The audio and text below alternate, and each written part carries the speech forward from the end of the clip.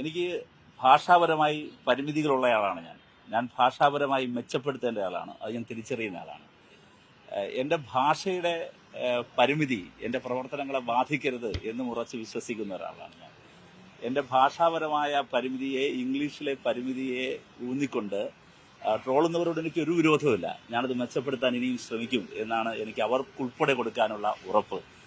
പക്ഷെ ഒരു കാര്യം, ഭാഷയല്ലല്ലോ കാര്യങ്ങൾ നിശ്ചയിക്കുന്നത്. അതാണ് നമ്മുടെ രാജ്യത്ത് കാണുന്നത്. അപ്പം ഞാൻ എൻ്റെ ഭാഷ മെച്ചപ്പെടുന്നതുവരെ കാത്തിരുന്നെങ്കിൽ എനിക്ക് ഹരിയാനയിലെ നൂഹിലേക്ക് എനിക്ക് എത്തിച്ചേരാൻ കഴിയില്ലായിരുന്നു. എന്നോട് എൻ്റെ പാർട്ടി മണിപ്പൂരിലേക്ക് പോകാൻ പറയുമ്പോൾ മണിപ്പൂരിലെ ജനങ്ങളുടെ അരികിലേക്ക് പോകാൻ ഞാൻ ഭാഷ മെച്ചപ്പെടുത്തിയിട്ട് പോകാം എന്ന് കരുതി ഇരിക്കാൻ കഴിയില്ലല്ലോ. ഈ വാർത്ത അറിഞ്ഞുടനെ തന്നെ ഡിവൈഎഫ്ഐയുടെ സെൻട്രൽ കമ്മിറ്റി തീരുമാനിച്ച് പെട്ടെന്ന് അങ്ങോട്ടേക്ക് പോകണമെന്ന് ഞങ്ങൾ കൂടിയാലോചിച്ചപ്പോൾ എൻ്റെ ഭാഷ മെച്ചപ്പെടുത്തിയിട്ട് പോകാൻ മാത്രമേ എനിക്ക് കഴിയില്ലല്ലോ. അതുകൊണ്ട് സുഹൃത്തുക്കൾ, ആ പരിമിതി മനസ്സിലാക്കണം.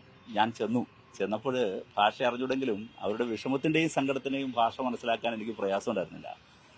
എൻ്റെ ഭാഷ മനസ്സിലാക്കാൻ അവർക്കും പ്രയാസം ഉണ്ടായിരുന്നില്ല. ഇംഗ്ലീഷൊന്നും അറിയാത്ത മനുഷ്യരാണ് അവർ.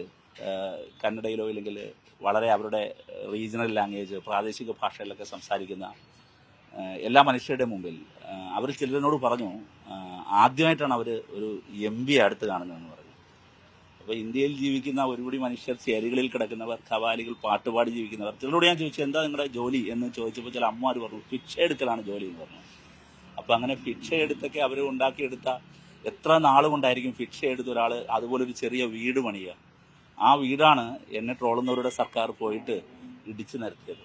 എനിക്കൊരു കാര്യം കൂടി ഓർമ്മപ്പെടുത്താനുള്ളത്, അത് അങ്ങനെ അങ്ങോട്ട് എക്സ്പോസ് ചെയ്യപ്പെട്ടിട്ടില്ല എന്ന് എനിക്ക് തോന്നുന്നു. അതുകൂടി ഇതറിഞ്ഞ് ചർച്ച ചെയ്യപ്പെടണം. ഇതിൻ്റെ ലാൻഡിൻ്റെ വാല്യൂ എത്രയായിരിക്കും എന്ന് എനിക്കറിയാമോ? ഇന്ത്യയിലെ ഏറ്റവും പ്രധാനപ്പെട്ട എയർപോർട്ടായ ബാംഗ്ലൂർ എയർപോർട്ടിൽ നിന്ന് അരമണിക്കൂർ യാത്ര ചെയ്താൽ എത്താവുന്ന സ്ഥലത്താണ് ഈ ബുൾഡോസറായി നടത്തിയത്.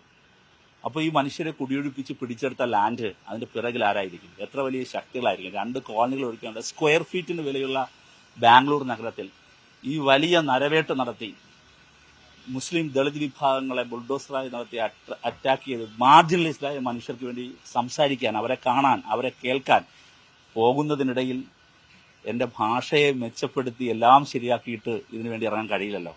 പക്ഷെ എന്തായാലും വന്ന കടുത്ത ട്രോളുകളെ പൂർണ്ണമായും ഞാനതിന് ഒരു വിരോധമില്ല. തീർച്ചയായും ഈ കല്ലേറുകൾ എൻ്റെ ഭാഷയെ മെച്ചപ്പെടുത്താൻ എന്നെ കൂടുതൽ വ്യക്തിപരമായി പ്രാപ്തനാക്കും. അത് എന്നെ കൂടുതൽ നവീകരിക്കാനും കൂടുതൽ അപ്ഡേറ്റ് ചെയ്യാനും പ്രാപ്തനാക്കും. അതിന് അവരോടും എനിക്ക് നന്ദിയുണ്ട്.